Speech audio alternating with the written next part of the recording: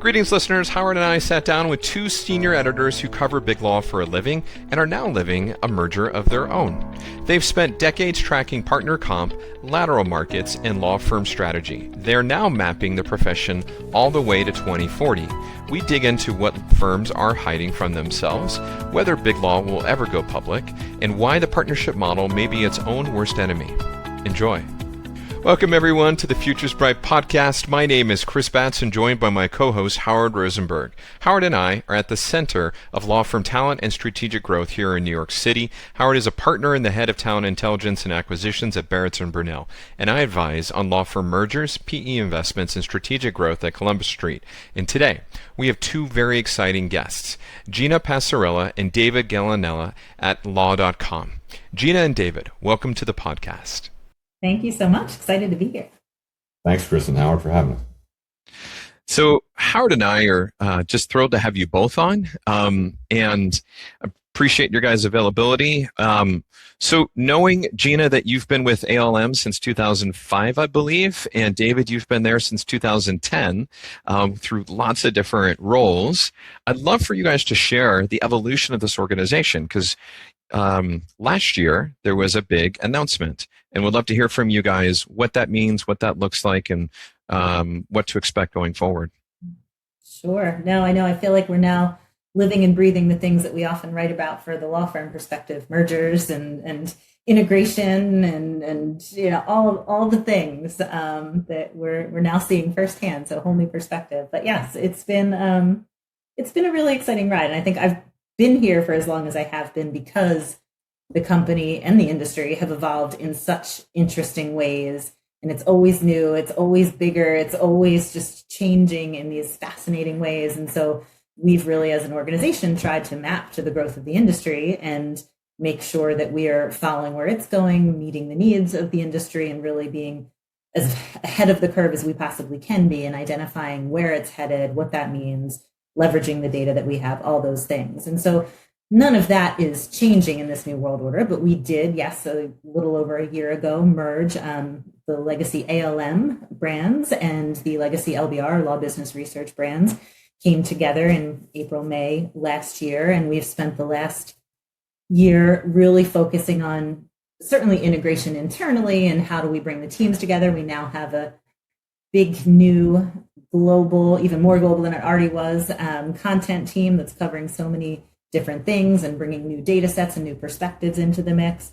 But we also really focused a lot on what do we need, how do we leverage the benefits of that merger and for the benefit of our audiences, which is obviously the most important thing. So we did finally rebrand after we no longer have to do ALM/LBR for all of our emails and things and when we're presenting. So we are now Centellic. So I know that'll take some getting used to in the market. The ALM and LBR brands have sunsetted, but the power behind them, all of the journalists and the market analysts and the teams that are driving them are all the same. And for many of us, we're doing a lot of the same things. I think what you're going to see from us moving forward, if our mission is changing in any way, it's really just doubling and tripling down on where we think we were headed anyway, which is really being not just a media company that is telling you what happened or, even why it matters, but really that strategic intelligence company that is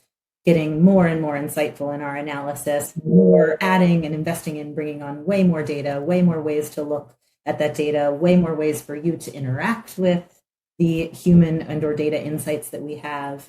So really just trying to, my goal is that our information is in the room with our subscribers figuratively, actually, but that we're in the room with them figuratively as they try to make really important decisions, because we want the information to be that useful to them. And so we'll always welcome feedback. Anybody listening, what else do you need? Let us know. We'll do even better.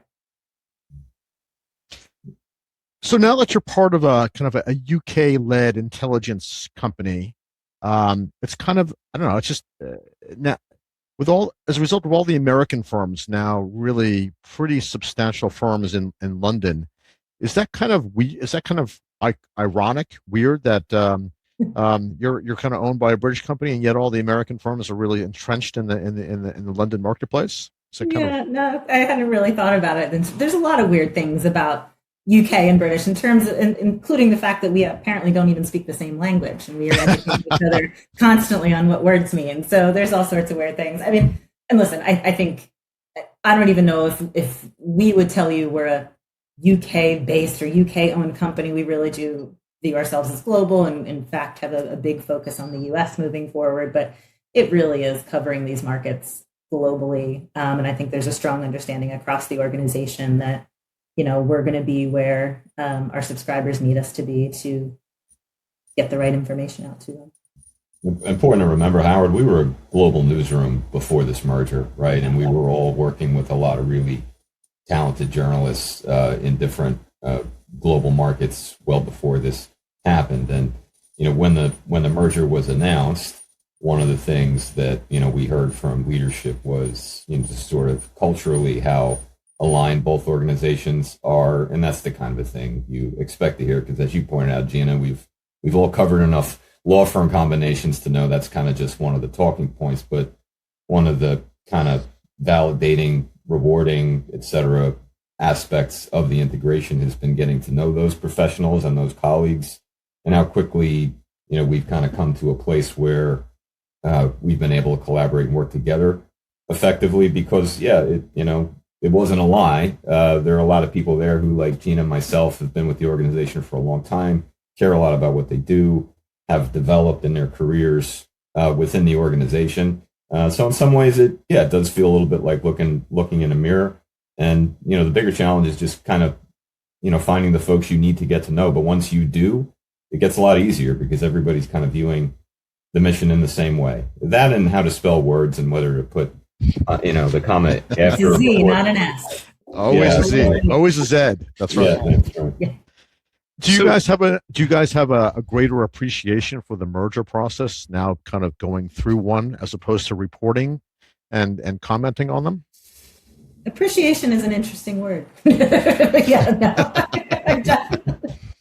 definitely understand it a lot better, and I do have, yes. And I think that's the interesting, going back to my point about our business evolving along with the firms, and particularly in my role, I've had a bit more of a lens into the business side of things, and it really has helped inform how I view what law firms are doing, what corporate legal departments are doing, and having that added understanding, I do think is helpful, right? I mean, I haven't worked in a law firm ever.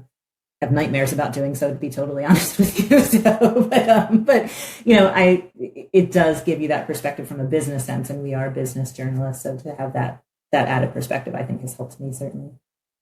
I mean, Chris, one of the things you asked about in your first question was just sort of how far we've come or how we've evolved, and we're trying to move very quickly. We're trying to transform in a lot of different ways, but sometimes when I can steal a minute or two just to think back, we have transformed a lot. I mean, when I started, and I think Gina, you too, it was as a reporter for a specific regional publication, and that publication had digital content, but it was very print centric.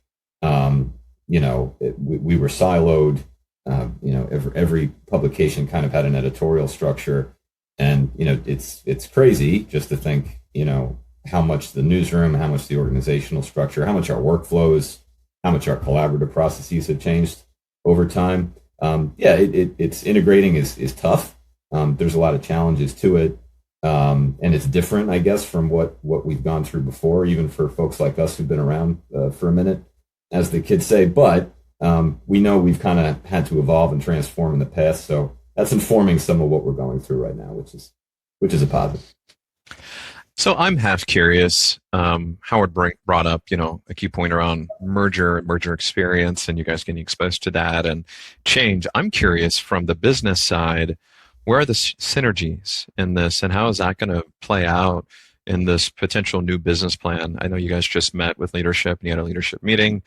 Is there anything going to change for the audience of law.com, and what is the UK side, if you may, bring, and is it business as usual because you guys are best practices? Interesting. Yeah, I mean, in some respects, it's business as usual because and maybe it's why the integration has gone so well because there wasn't a ton of overlap that we had to fight through. It really was very complementary on both sides, so it kind of added strength to either side where it really needed it, whether it be a business and practice of law mix, a corporate and law firm mix, a global and U.S. centric mix. It kind of filled out spots in all of those areas. But I think for me, what I'm most excited about and what I keep really pressing all of our teams and business units on is, love that we're investing in getting new stuff, love that we are really doubling down on what works well, but the ability to really think critically about what are the data sets or the human insights that we have across the business, even if not in a traditional specialism, but what can we draw from other specialisms that we've added and pair with other data sets to, I'm going to say this the most cliche thing, like 1 + 1 = 3. How do we really? That's what I'm most excited about the integration is really tapping into the full breadth of what Centellic now has to offer, and it's not about for me even what product or platform it lives on. It's let's just find the best content, the most insights, and I'll serve it up wherever you are. Right? We want to meet you where you are and get the information because there's different legacy readers of different platforms are going to have interest across both. So how do we just make sure they're getting what they need where they are? It's interesting. So in essence, with the union, are we going to be pulled into more of the news of the UK and vice versa? I mean, is there going to be just a broader sharing of stories and a tying in of this cross the pond, border story that continues to weave? Yeah, I mean, I think relevancy is always going to matter, right? I don't want to bombard somebody with types of information that they just don't have an interest in. So we're still going to be a bit thoughtful as to where certain content is shared, how much content is shared for that reason. But we also, as I think most businesses in our space are doing, are really focusing on personalization, right? So you can go in and decide what of this mix you want to receive and have that directly fed to you or have the website show up to that. Or as many people are, we're working diligently on MCP access and bringing our content and information directly to our users to use in their own ecosystems, which is a whole new world that information services companies need to be thinking about. And where do we need to integrate? So we care just as much about what's happening in the legal tech space as we do in writing about it. Right? It's all relevant.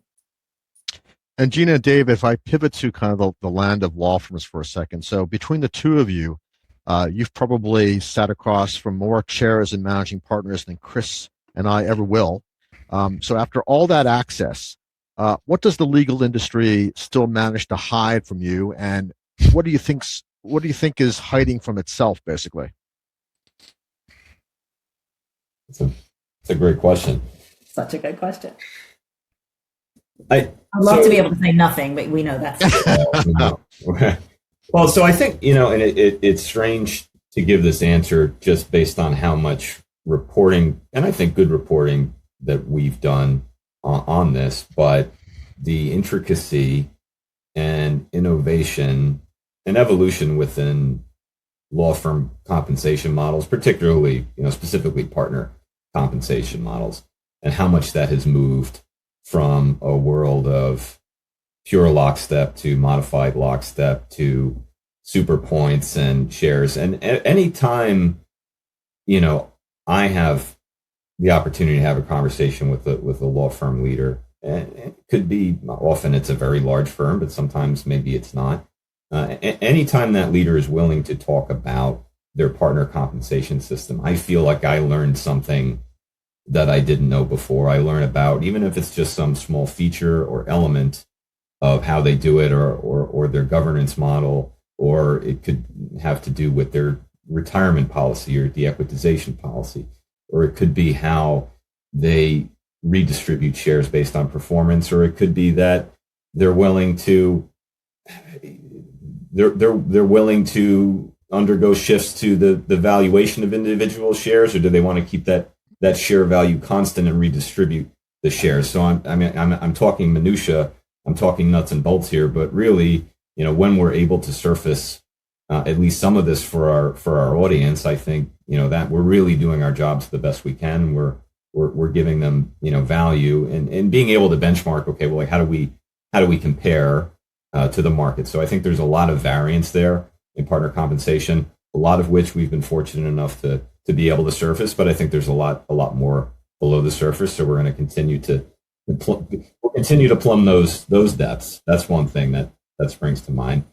And it also feels funny to give this example, but I think the world of Gen AI.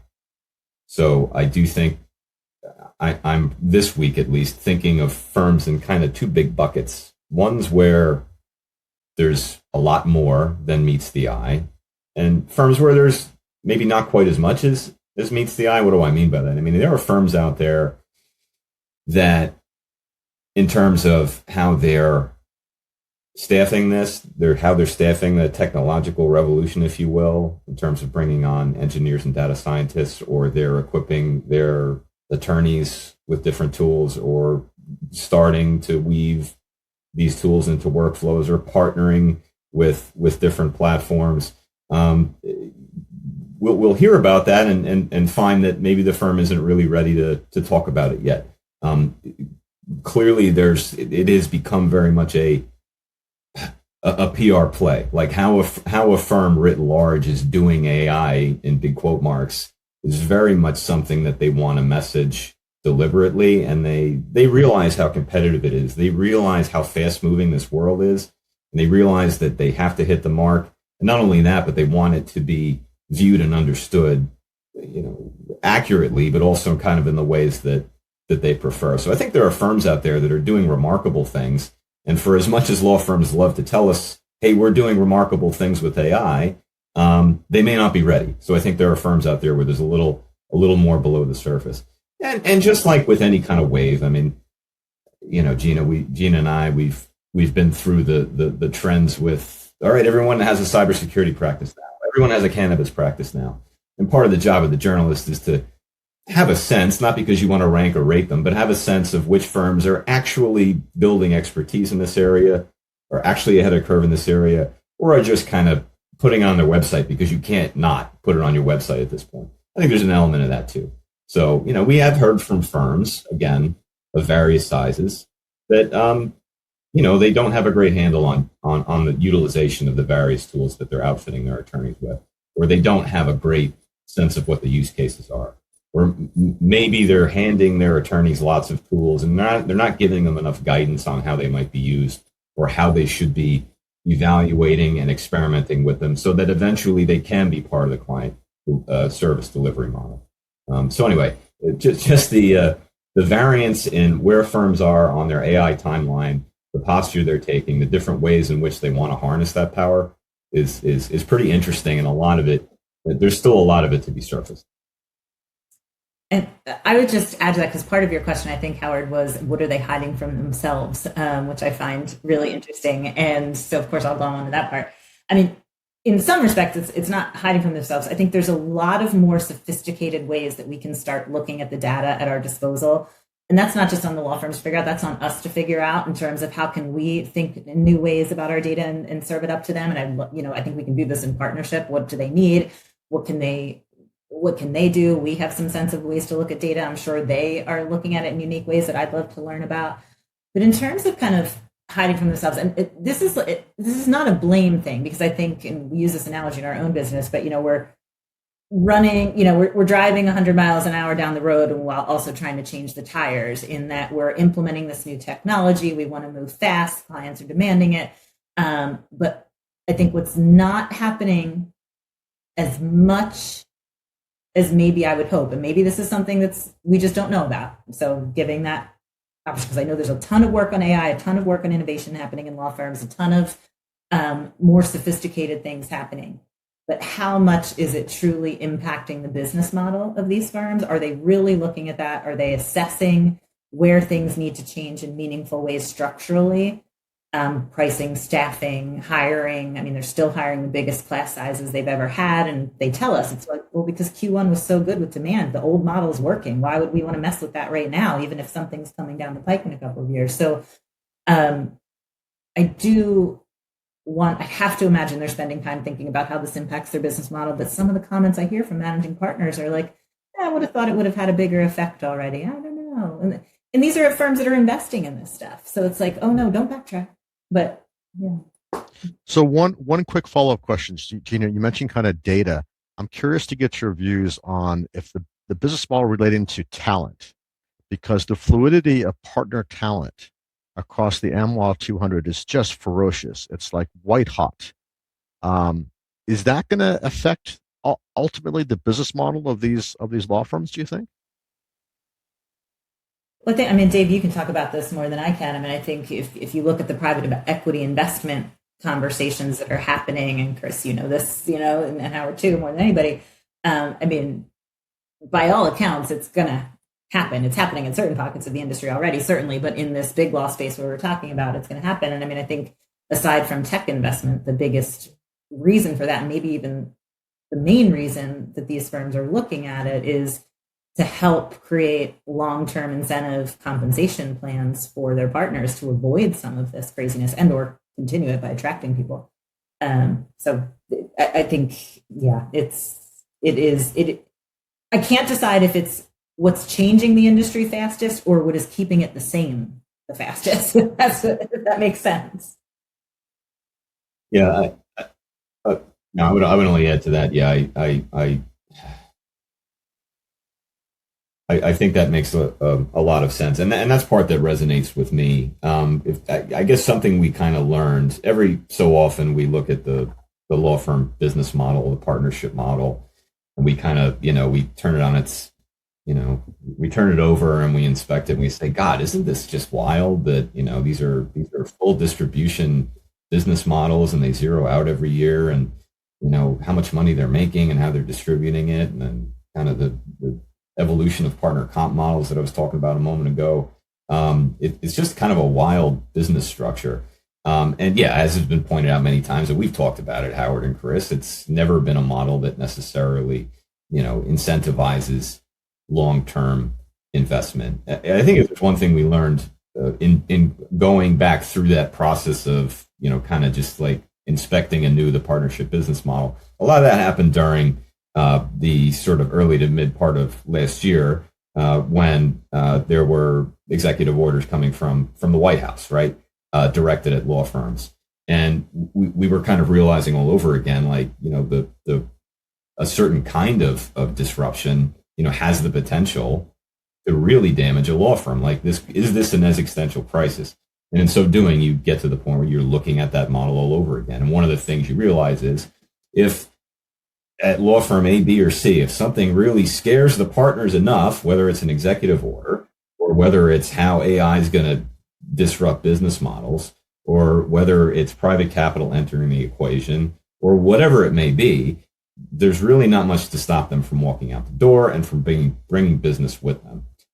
So the part that resonates for me about the potential for private capital being injected into big law proper, we've seen for personal injury firms and plaintiff side firms, that's a little bit more of a ready entry, right? There was I think a firm in Atlanta recently that went public with taking investment.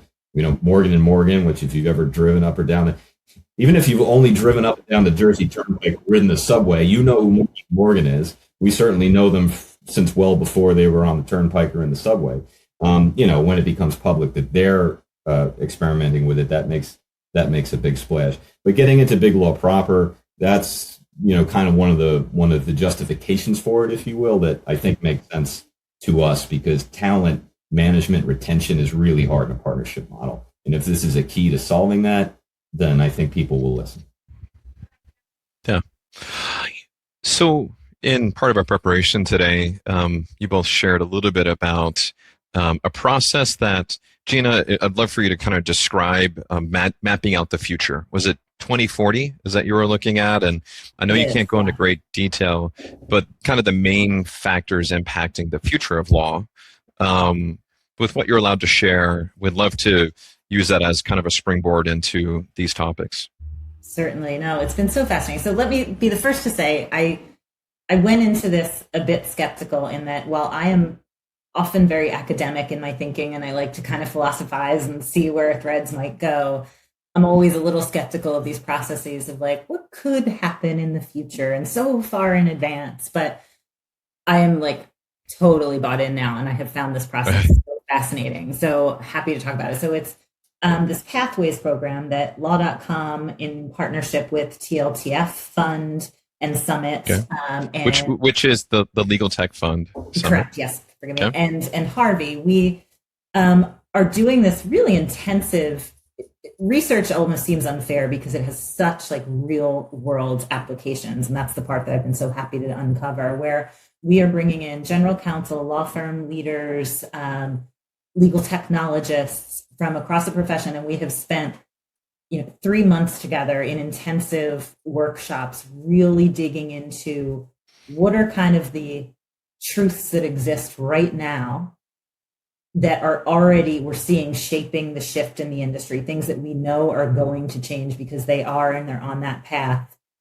What may happen? What are the key factors that could impact how that shifts out, so that if the market is disrupted as much as some folks predict it could be by, say, 2040, are there signposts along the way that make that feel more familiar and less shocking, so that you can identify them and respond to them, and perhaps even try to change the trajectory and or position yourself well to live in that one of many outcomes? So we have multiple scenarios that could exist that we have mapped out through this intensive research. They will be revealed at the TLTF Summit in November, so I can't say too much about that part now. But we will, what we're really looking at is so what are the three main things that could impact, and the polarity of where they could go, right? So it's the tech element, right? How much do we trust in tech or not allow tech to really rule on certain areas of the law versus the human? How do we, is it an integrated, consolidated tech stack, or is it a fragmented world where there's no clear owner and the data could be everywhere? Then there's the governance, which is tied to that, right? How much will this guild allow itself to not be as self-regulated as it is, or allow other entrants in? How much will people accept the tech? And that really, in my mind, comes down to the general counsel and client buying behavior too. I think they have a big role, and I want to come back to that in a second. And then the third piece, that is kind of the third piece, is the people, right? So how it's the governance, the tech, and the people. What will we allow? And so depending on how far you go, are we human-led or algorithmic-led, or are we consolidated or fragmented? Who kind of wins the tech game? Is it a law firm world? Is it a general counsel world? Is legal technologists reign supreme? These new hybrids, and all the things are being discussed and paired in really interesting ways.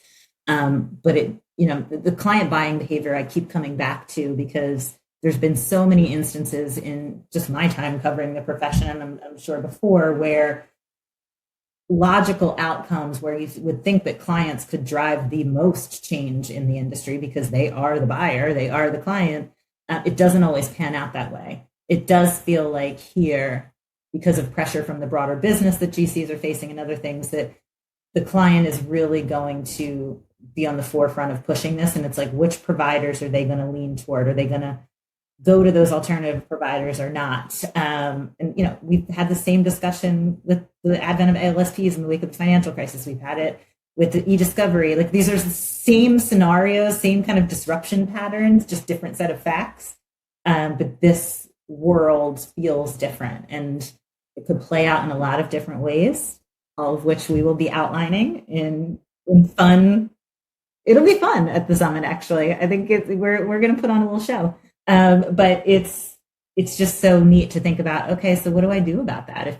If I want this, well, how do I make it happen? If I don't want this, what do I do? If this is going to be it no matter what, how do I survive? So it's been cool to give people that agency. But the most interesting thing for me perhaps is we come up with these wild headlines from 2040 that, like, the most ridiculous things that if I said it right now, you would think, oh, that's never going to happen. And then you look at all of the things that are happening right now, the headlines that we're writing today that fully support that outcome. It's not as far off as you might think. Yep. So it's been fun. Thanks for humoring me on that. Absolutely. Well, along with those lines, we're going to play a little game that might be a little bit of an example of that. And would love to hear, and Howard, you're welcome to opine. We can kind of do this all together. But maybe by 2040, are we going to have publicly traded law firms? Oh, Dave. Ah, Well, I mean, look, you know, it, there are, or there's already kind of chatter about that, right? So does a firm erect an MSO, a management services organization, in order to accept private capital, but also so that MSO might someday go through an IPO? A lot of acronyms here, right?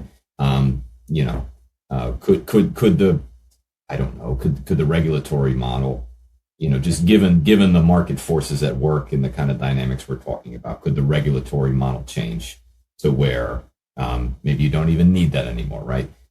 These are things that are hard to imagine right now, but just the fact that we're whispering about, we see unfolding.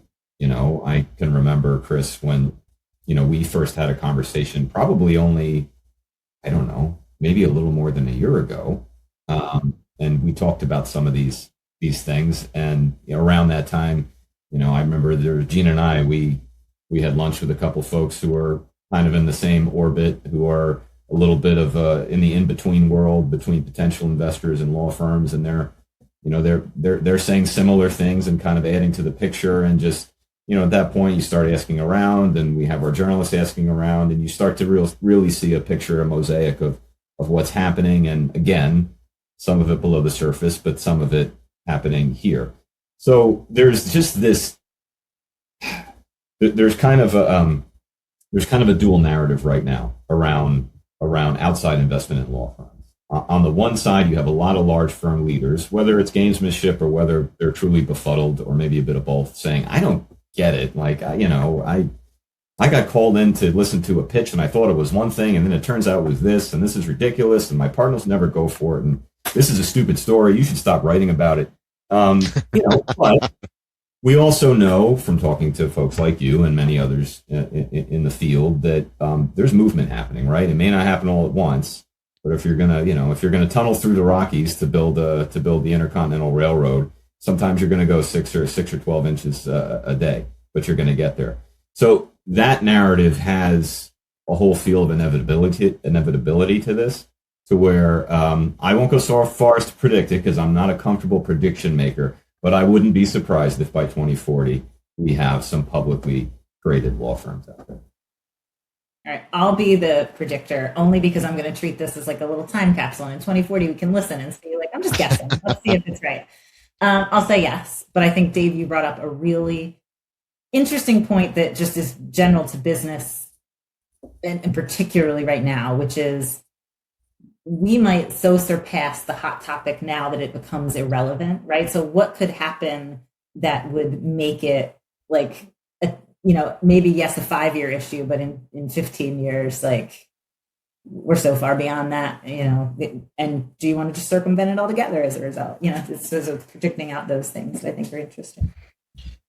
and I would say probably the answer is maybe yes, Chris, but I think the 3 other ingredients are going to be fascinating to watch. And I think that's Rule 5.4, because the regulators are hanging in by their fingernails. They don't want to relinquish that.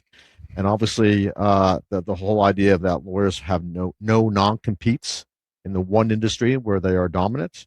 No other profession works like that. And then obviously, you've got privilege.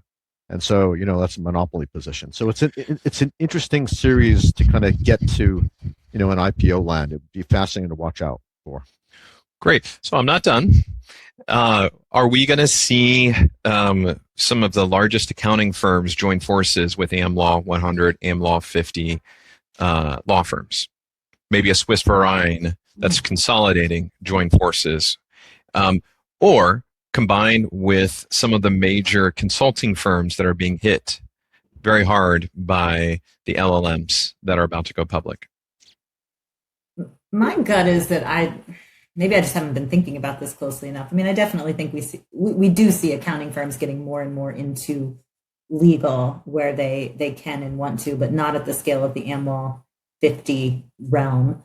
I think we're more likely to see a large law firm and a large legal tech company combined than an accounting firm and a law firm.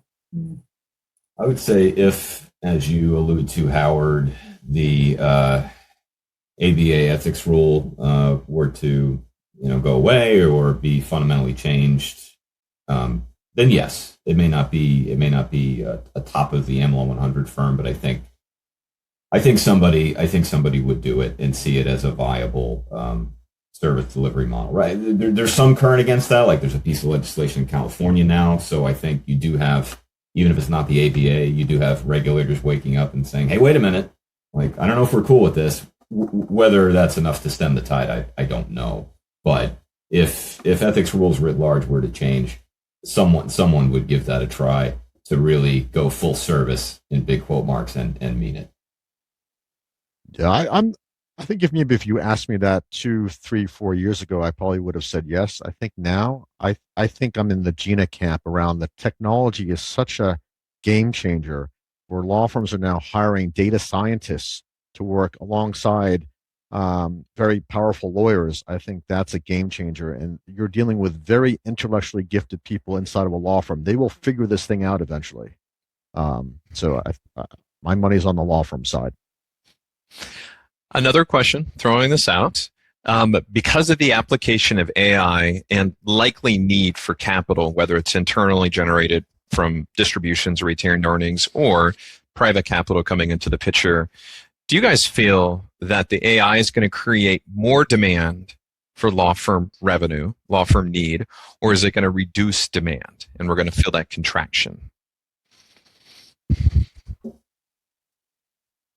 So, yeah, that's a great question. Can I say both? That's such a lawyer answer, and I'm not a lawyer.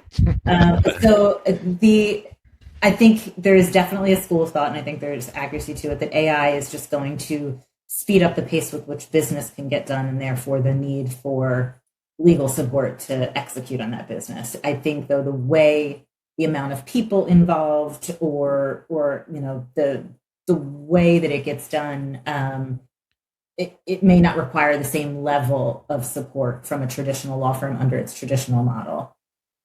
So I think that will be interesting. I ask managing partners about this all the time, how you're hiring so much, it seems like it would be a great thing. AI can take away the work that the associates, had to drudge through. But if their hours requirements are the same under the same model, what are you going to do? That's just causing them extra stress and strain on your business. And they're like, they'll just fill it with more work, just like we found more work when e-discovery came, just like we found more work when email came, just like what, so that's the school of thought that I think some of the firm leaderships are thinking. But I think the general thought is that demand is not going to dry up. I don't know if that's right or wrong. Yeah, I'll give another lawyer answer. It depends. It depends very much on the client, the service being delivered, and that's going to vary a lot. Firm to firm. I have heard it said, the optimistic view is this, and I have heard it said that, I don't want to turn this into a billable hour conversation, but tasks are still managed to time. The time is a function of everything that gets done at a law firm. And to the extent that can be transformed, to the extent that can change, I've heard it said that you really have no idea how much legal work isn't getting done because everyone's managing to time.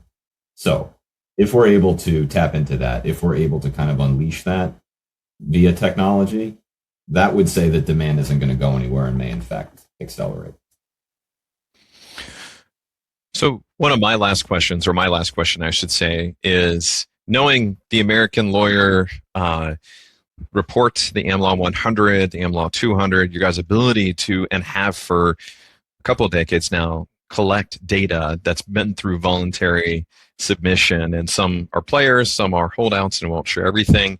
What's the one thing you wish they would report on that you guys have not asked for, or something that would be really helpful for not just yourselves and maybe the public, but for them to, what are they holding out? Or if you guys were to, if it's for some reason mandatory that they would share, what would that be?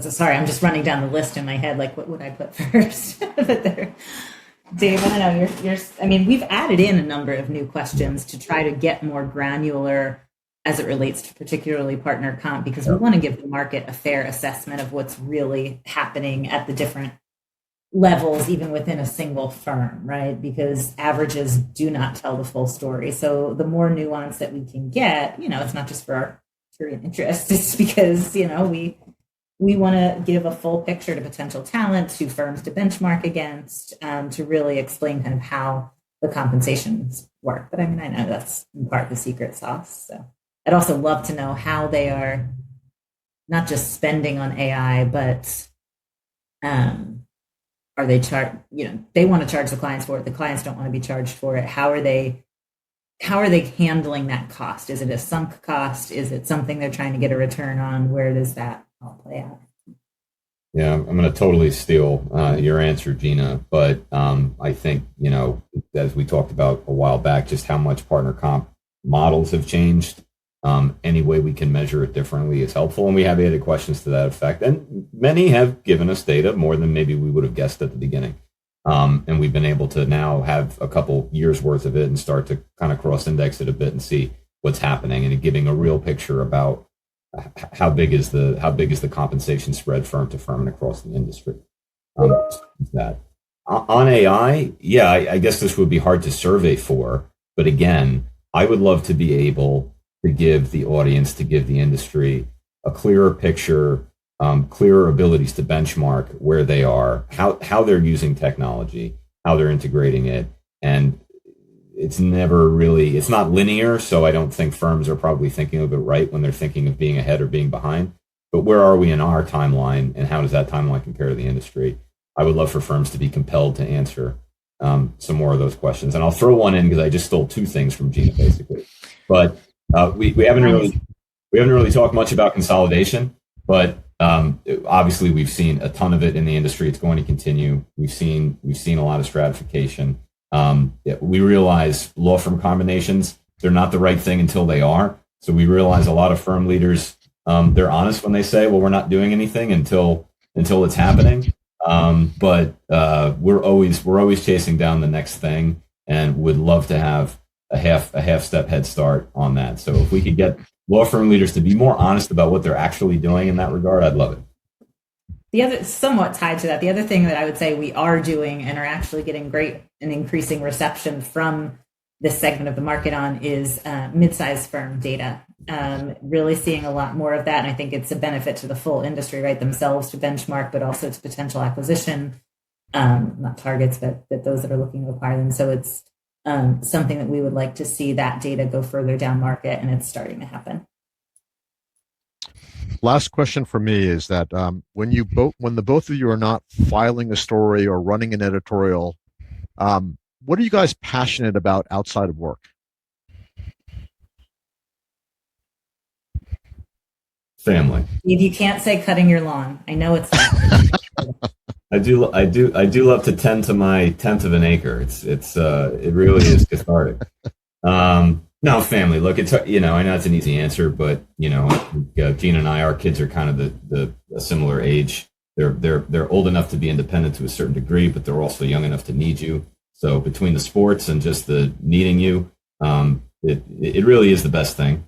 So family, have a great community we live in. So doing that, and I am a little bit of a sports junkie, so I feel like that's a total waste of time. Sometimes I'm sitting there watching a game thinking I could be doing so many other things. The Knicks delivered. The Knicks delivered. No, the moments like that we live for. But when you think about you start adding up all the hours you spend watching these teams, going, what am I doing with my life? But move to Philly, and then you'll really understand what you feel like. It is a diversion. Same as Dave. I have 3 little ones, and they keep me busy with all of their activities, but it's been fun to make them my activities. And if not that, antiquing. We try to be very forward looking in our jobs, but I like to look back when I'm off the clock. Very cool. And I did start taking a hip hop class, an adult hip hop class, which is comical. Like if anybody wanted a good laugh, you should try to come and peer through the window and we're there. But I'm trying to be not just, focused on Little League and other stuff like that. Fantastic. So, Gina and David, it's been an honor and a pleasure having you both on the show at the same time. Thank you. It's been so fun. Thank you guys. It's great to catch up with you always. Thanks so much for having us. Appreciate it. Thank you.